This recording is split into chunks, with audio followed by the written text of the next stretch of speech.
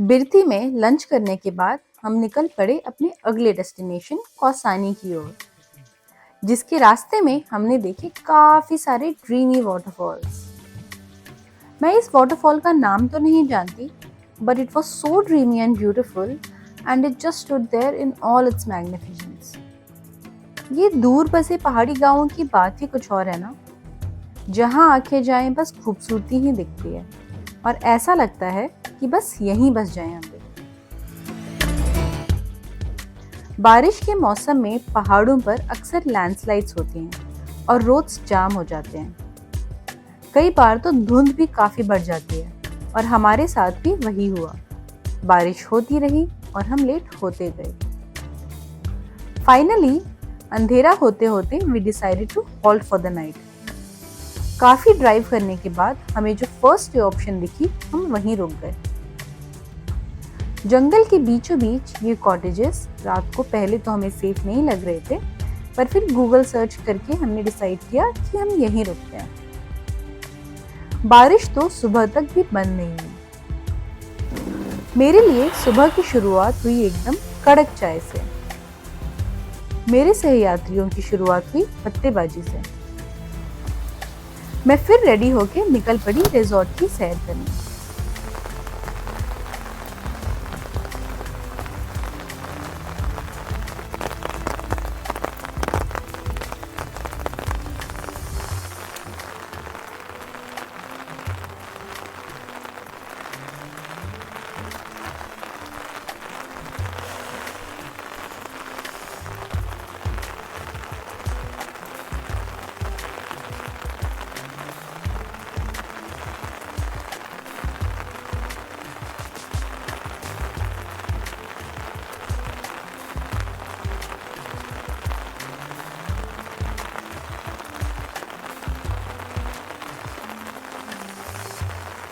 सैर के बाद जब हम चेकआउट करके कौसानी के रास्ते पर आगे बढ़ने लगे तो फिर से बारिश शुरू हो गई, लेकिन तब तक हमने मन बना लिया था बागनाथ दर्शन करने का। भारी बारिश भी हमारी श्रद्धा को डगा नहीं पाई। हमने ढूंढ ढूंढ कर छाते खरीदे और मौसम के मजे लेते हुए मंदिर तक पहुंचे गए। बागनाथ मंदिर सरायू और गोमती नदी के संगम किनारे बसा हुआ है। यह कुमाऊं का एक बहुत ही फेमस मंदिर है। कहा जाता है कि शिवजी ने यहाँ बाघ के रूप में दर्शन दिए थे, इसलिए इस मंदिर का नाम बागनाथ पड़ गया।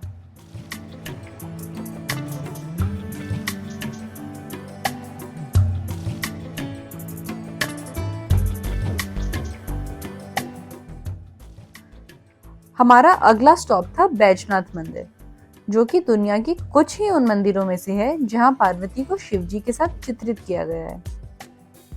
पत्थर से बना हुआ यह मंदिर बनने के 1100 साल बाद भी उतनी ही मजबूती से खड़ा हुआ है।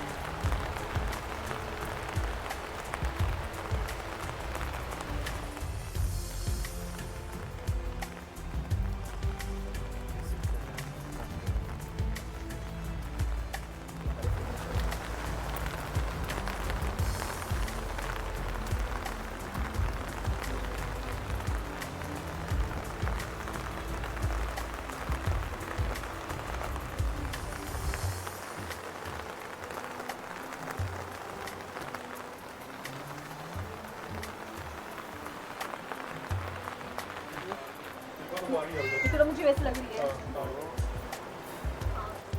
6200 फीट की हाइट पर लोकेटेड कुमाऊं रीजन के खूबसूरत पहाड़ों में बसे हुए इस जगह पर आप शांति और सुकून को करीब से महसूस कर सकते हैं। कहीं दूर इन बादलों के पीछे पहाड़ों के ऊपर से झांकती उत्तराखंड की हाईएस्ट पीक्स भी आपको देखने को मिलेंगी।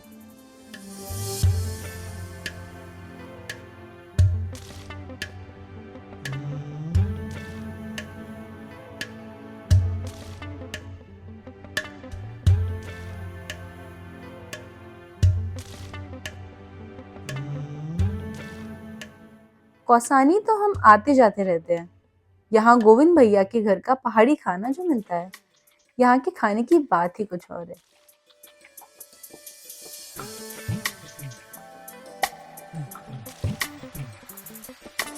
ये है मड़ुए की रोटी, ये है पहाड़ी कुमाऊनी रायता, ये क्या है भटकी, ये दुबके हैं, ये है भटकी चुटकानी, ये है मूली की सब्जी टाइप समथिंग, और ये है आलू के गुटके है ना।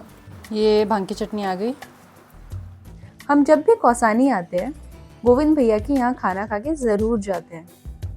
सिंस हम कौसानी काफ़ी बार आ चुके हैं, हमने बारिश के मौसम में बस चिल किया और कहीं नहीं गए।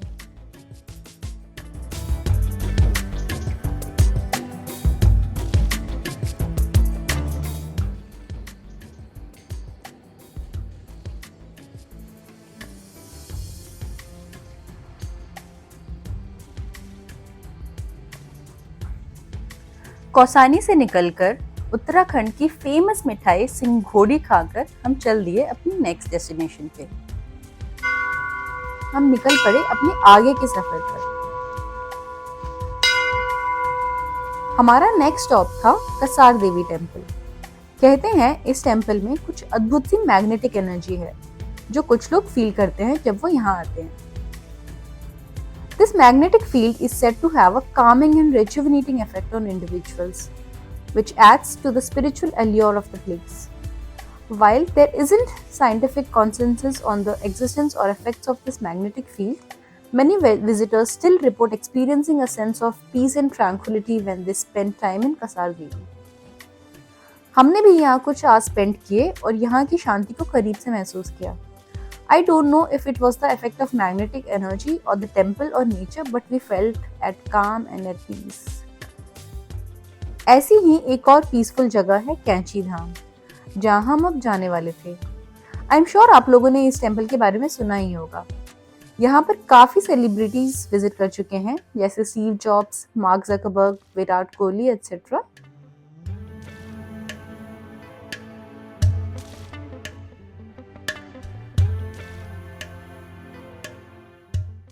कैंची धाम से निकलकर हम फाइनली दिल्ली की ओर निकल पड़े और इस तरह हमारी ट्रिप समाप्त हुई। अगर आपको वीडियो अच्छा लगा हो तो प्लीज कमेंट्स में बताइए। Don't forget to like, share and subscribe. Thank you guys for watching. See you guys in the next vlog. Bye bye.